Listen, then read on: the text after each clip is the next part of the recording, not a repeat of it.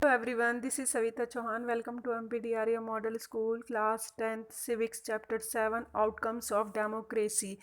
इस वीडियो में स्टूडेंट हम डिस्कस करेंगे MCQ related to your exam और जो टॉपिक वाइज हैं अगर आप लॉन्ग क्वेश्चंस के साथ MCQ भी कर लेंगे तो आप बेस्ट कर पाएंगे क्योंकि आपके प्रैक्टिस होनी बहुत ज़रूरी है। 1 मार्क्स के क्वेश्चन आप कैसे गेट करेंगे तो उसकी हम प्रैक्टिस आज करेंगे। फर्स्ट क्वेश्चन में पूछा है विच one of the following is an example of outcomes of democracy that produce an accountable government. That means एक इसमें से कौन सा एक एग्जाम्पल है जो कि ये ABCD दिए हुए हैं जो कि एक जिसे कह सकते हैं आउटकम ऑफ डेमोक्रेसी है यानी लोकतंत्र का परिणाम है और जो एक प्रोड्यूस करती है डेमोक्रेसी आपको देती है करना यानी एक आपको रिजल्ट देता है। क्या देता है डेमोक्रेसी? अकाउंटेबल गवर्नमेंट देता है जो कि वो आपके लिए जिम्मेदार है, जवाबदेही है टूवर्ड पीपल। यानी अगर आप जो गवर्नमेंट बना रहे हैं वो आपके लिए क्या है? अकाउंटेबल है। दैट मीन्स वो आपको आंसरेबल है, आंसर देने के लिए, जवाबदेही देने के लिए जिम्मेदार है क्योंकि आपने उसको चूज़ किया है। तो इसमें से कौन सा है जो कि इसमें मैच होता है? तो ओपन टू पब्लिक डिबेट्स, क्योंकि पब्लिक डिबेट्स यानी सार्वजनिक यानी ओपनली सार्वजनिक डिबेट्स होना, बातचीत करना किसी भी मेजर पॉलिसीज़ पे और किसी भी कानून पर, लेजिस्लेशन पर। तो ये हमारा किसका रिजल्ट है? इसे हम कह सकते हैं आउटकम्स ऑफ डेमोक्रेसी, यानी जो कि एक लोकतंत्र में देखने को मिलता है जो कि ओपनली किसी भी पॉलिसीज़ पे खुलकर चर्चा होती है और निर्णय लिए जाते हैं। सेकंड क्वेश्चन है विच one of the following is the most popular form of government in contemporary world. World के अंदर सबसे ज़्यादा किसको पसंद किया जाता है? कौन सी गवर्नमेंट है? डिक्टेटरशिप है, मोनार्की है, मिलिट्री रूल है या डेमोक्रेसी? ऑब्वियसली डेमोक्रेसी है। क्यों? क्योंकि डेमोक्रेसी किसकी है? क्योंकि जनता की है, जनता द्वारा चुनी जाती है, जनता के लिए, तो इसलिए डेमोक्रेसी को ही पसंद किया जाता है। Next question, which one of the following feature is common to most of the democracies. Mostly democracies में कौन सा फीचर्स होता है कॉमन जो आपको हर जगह देखने के लिए मिलेगा? यानी एक फॉर्मल कॉन्स्टिट्यूशन होता है, रेगुलर इलेक्शंस होते हैं, पॉलिटिकल पार्टीज होती हैं, यानी ये सारी चीज़ें आपको कहाँ देखने को मिलेंगे? डेमोक्रेसीज में, लोकतंत्र में। तो ये सारा क्या है? आप डी पे लगाएंगे ऑल ऑफ द एबव, यानी जितने भी ये ऊपर के हैं सभी हैं, तो आप डी पर मार्क करेंगे। In which one of the following countries is democracy not preferred over dictatorship preferred. That means अभी इसमें से कौन सी ऐसी कंट्री है जो कि अभी डिक्टेटरशिप को ख़त्म नहीं कर पाई है? तो हम बोलेंगे पाकिस्तान, क्योंकि वहाँ पे हम कोई नहीं कह सकता कि किस तरीके से इलेक्शन होंगे। हो सकता है कि भाई जो मिलिट्री है उसी में से कोई अपने आप को प्रेसिडेंट बना ले। तो मतलब एक हम कह सकते हैं कि वहाँ पे अभी डिक्टेटरशिप जो है वो अभी है, उसको हम कह सकते हैं उसने अभी उसको अपने कंट्री में फिनिश नहीं किया है। नेक्स्ट है विच one of the following is not the democracy. अगर डेमोक्रेसी आपकी कंट्री है और अगर उसमें कोई कॉन्फ्लिक्ट हो जाता है, कोई झगड़ा हो जाता है, उसको रिजॉल्व कैसे करेंगे, सॉल्व कैसे करेंगे? तो उसमें हम मास मोबिलाइजेशन से होगा, यानी बहुत बड़ी मात्रा में जैसे कोई रेवोल्यूशन चलाते हैं, आंदोलन चलाते हैं या कलेक्शन करते हैं, लोगों का इकट्ठा होकर वो बैठते हैं, तो उससे करेंगे, या पार्लियामेंट में उसको सॉल्व करेंगे, या फिर कोई जस्टिस करके जैसे कि कोर्ट में, सुप्रीम कोर्ट में या किसी भी कोर्ट में, या फिर आर्म्ड रेवोल्यूशन होगा। दैट मीन्स जिसमें फोर्सली यूज़ किया जाता है या फिर हम कह सकते हैं जो हथियार वगैरह यूज़ किए जा सकें। तो डी जिसको डेमोक्रेसी में यूज़ नहीं किया जाता है, कोई भी कॉन्फ्लिक्ट अगर हो जाता है तो इस आर्म फोर्स को यूज़ नहीं किया जाता है, जो सैनिक मिलिट्री मतलब फोर्स होता है। नेक्स्ट है question 6, equal treatment of women is necessary ingredients of democracy society. अगर डेमोक्रेसी सोसाइटी है तो जो वुमेन के साथ इक्वल ट्रीटमेंट किया जाता है वो एक मेन है, यानी अगर डेमोक्रेसी है तो उसमें वुमेन को भी इक्वल राइट मिलेंगे। तो इसमें से ऐसा कौन सा क्वेश्चन है जो हमें ये प्रीफर करता है? हाँ, ये सही है। Women are actually always treated with respect, या हमेशा वुमेन को हाँ रिस्पेक्ट किया जाता है इक्वली, या फिर not easier for women to legally wages struggle for their rights. तो हम उसको बोलेंगे कि या फिर most society across the world are now increasingly women dominated और या फिर women are now treated as equal in the political arena. तो इसमें से ऐसा कौन सा क्वेश्चन है जो आप आंसर के लिए जो आप बिल्कुल आपके लिए करेक्ट है। तो इसमें बोला इक्वल ट्रीटमेंट ऑफ वुमेन, जो डेमोक्रेसी का मेन है। तो आप बोलेंगे इट इज़ नाउ ईजियर, अब ईजियर हो गया है वुमेन्स के लिए legally wage struggle for their rights, यानी अपने राइट्स के लिए लड़ाई कर पाना। क्यों? क्योंकि अब जब कॉन्स्टिट्यूशन में ये बोल दिया गया है कि वुमेन के इक्वल राइट्स हैं, तो उनको अपने राइट्स के लिए फ़ाइट करना बहुत ईजी हो जाता है, जो चीज़ लीगली होती है। अगर लीगली नहीं होगी तो वो उस चीज़ के लिए स्ट्रगल भी नहीं कर पाएंगे। तो अपने अधिकारों के लिए स्ट्रगल करना अब लीगली पॉसिबल है, ईजियर है, क्योंकि कॉन्स्टिट्यूशन में वुमेन्स के राइट्स के इक्वल की बात की गई है। Democratic government is better than non democratic because, एक जो डेमोक्रेसी गवर्नमेंट है वो बहुत अच्छी गवर्नमेंट है। अगर हम बात करें दूसरी डेमोक्रेसी से, तानाशाही सरकार से, जिसमें किसी एक का मतलब अधिकार होता है, उससे बेटर कैसे होती है जो कि एक हमारी डेमोक्रेसी गवर्नमेंट है। तो उसमें उसे कहेंगे हम लेजिटिमेट फॉर्म ऑफ गवर्नमेंट, क्योंकि वो एक वैध है, वैल्यू है, कानूनी तौर पे मान्य है, लोगों द्वारा चुनी गई है, वो रिस्पॉन्सिव है अपनी जनता के लिए, अकाउंटेबल है टूवर्ड देयर पीपल, यानी अपने काम अपने लोगों के लिए वो जवाबदेही आंसर देने के लिए।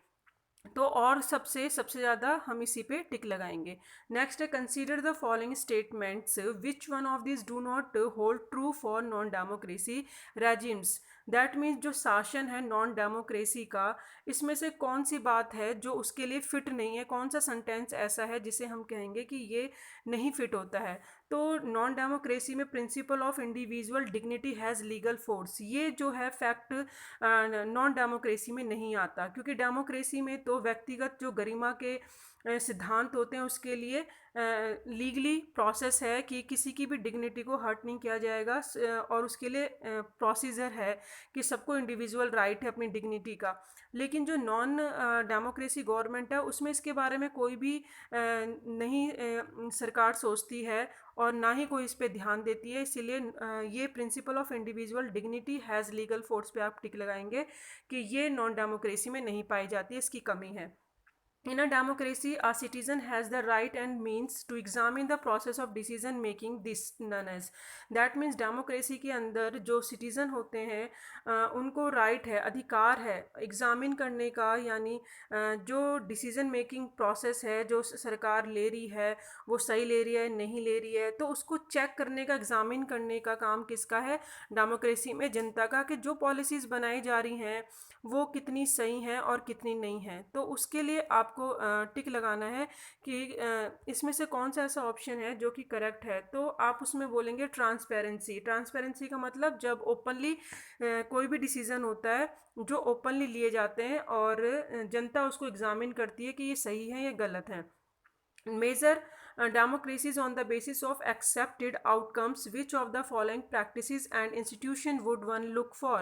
That means इसमें से जो डेमोक्रेसी के, अब हम बोलें ये जो दे रखे हैं नीचे ऑप्शंस हैं, इनके बेस पे आउटकम जो हम एक्सेप्ट करते हैं, जो रिज़ल्ट डेमोक्रेसी में होते हैं, तो वो इसमें से कौन सी ऐसी प्रैक्टिसेस हैं और इंस्टीट्यूशंस हैं जो कि हम एक डेमोक्रेसी में देखते हैं कि हाँ डेमोक्रेसी में ऐसे चीज़ें होती हैं। क्या होता है? रेगुलर फ्री ऑफ इलेक्शन भी होता है, ओपन पब्लिक डिबेट भी होती है मेजर पॉलिसीज़ में, citizen right to information about the government, citizen को राइट्स होता है इन्फॉर्मेशन कलेक्ट करने का कि जो गवर्नमेंट है वो क्या कर रही है। तो यानी आप किस पे टिक लगाएंगे? डी पे, ऑल द एबव, यानी ये सारी चीज़ें डेमोक्रेसी कंट्रीज़ यानी लोकतंत्र में पाई जाती हैं। नेक्स्ट है, on which of the following practice and institutions can accountability of government and involvement of people in decision making process in democracy be major. That means इसमें जो लोग हैं उनकी भागीदारी को जानने के लिए कि वो कितना वो जो गवर्नमेंट है उसको अकाउंटेबल, उसकी अकाउंटेबिलिटी यानी सरकार की जो जवाबदेही है, लोकतंत्र में जो निर्णय लेने की प्रक्रिया है, उन दोनों में कौन कौन सी ऐसी संस्थाएं हैं या प्रथाएं हैं जिसमें कि लोगों की भागीदारी है, वो किस तरीके से अपनी गवर्नमेंट को जज कर सकते हैं कि वो अपनी गवर्नमेंट जो है वर्क कर रही है या परफॉर्मेंस उसकी बेस्ट है। तो किस तरीके से कर सकते हैं, वही फ्री फेयर इलेक्शन होते हैं तो हम अपनी गवर्नमेंट को जज कर सकते हैं, पब्लिक डिबेट होती है तो हम जज कर पाते हैं, सिटीज़न को राइट है इंफॉर्मेशंस अबाउट ऑफ गवर्नमेंट की क्या काम कर रही है उसके फंक्शंस को देखने का।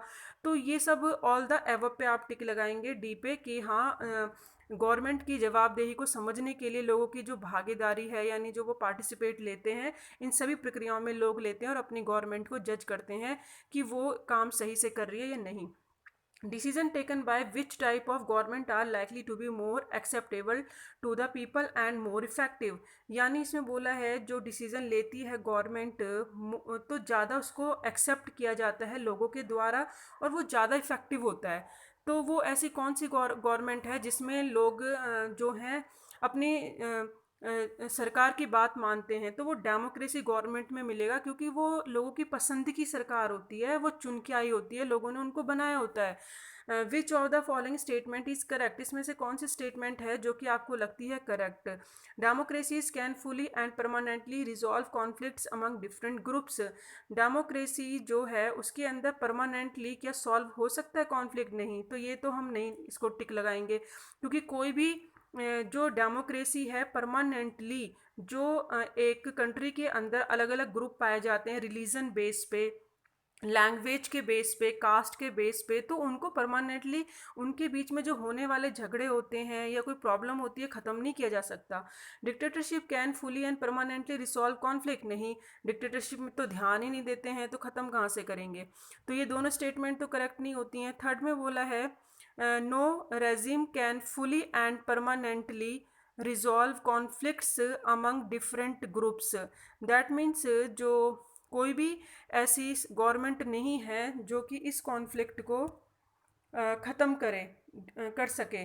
तो इसमें बोला है कि आप जो आप टिक लगाएंगे किस पे लगाएंगे, सी पे, यानी अभी तक कोई भी ऐसा शासन नहीं है जो परमानेंटली इसको फिनिश कर सके। तो आप इस पे टिक लगाएंगे कि अभी तक कोई भी ऐसा नहीं है कि जो किसी भी ग्रुप में डाइवर्स ग्रुप में अलग अलग पाए जाते हैं, चाहे लैंग्वेज अलग पाई जाती हैं सबकी, उनके किसी भी मैटर को सॉल्व करने में कोई भी सक्सेस नहीं हुआ है, चाहे डिक्टेटरशिप है या डेमोक्रेसी है।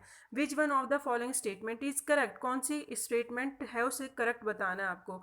Most of the democracy have constitutions, most जितनी भी आप देखेंगे जो डेमोक्रेसीज़ हैं उसमें क्या होते हैं, कॉन्स्टिट्यूशंस होते हैं, दे होल्ड इलेक्शन, वहाँ पे इलेक्शंस होते हैं और पार्टी होती हैं सबकी अपनी अपनी अलग, and guarantee to right to citizen, तो ये तो ठीक है। Democracies are very much different from each other in term their social economic and culture achievements, ये भी करेक्ट है क्योंकि सभी डेमोक्रेसीज कंट्रीज़ हैं तो किसी न किसी बेस पे वो एक दूसरे से अलग होती हैं, कोई सोशली अलग है, कोई इकोनॉमिक अलग है, कल्चरल सबका अलग है, तो सारी कंट्रीज़ एक जैसी थोड़ी हैं। तो आप इन दोनों पे टिक लगाएंगे, दैट मीन्स आप ए और बी, डी पे टिक लगाएंगे जो ए और बी को करेक्ट स्टेटमेंट बनाता है। 15 क्वेश्चन में बोला है why is there is delay decision making, निर्णय लेने में इतनी देरी क्यों होती है, इम्प्लीमेंटेशन इन डेमोक्रेसी, या फिर कोई भी इम्प्लीमेंटेशन करते हैं या डिसीजन लिया जाता है डेमोक्रेसी में तो बहुत डिले हो जाता है, ऐसा क्यों होता है।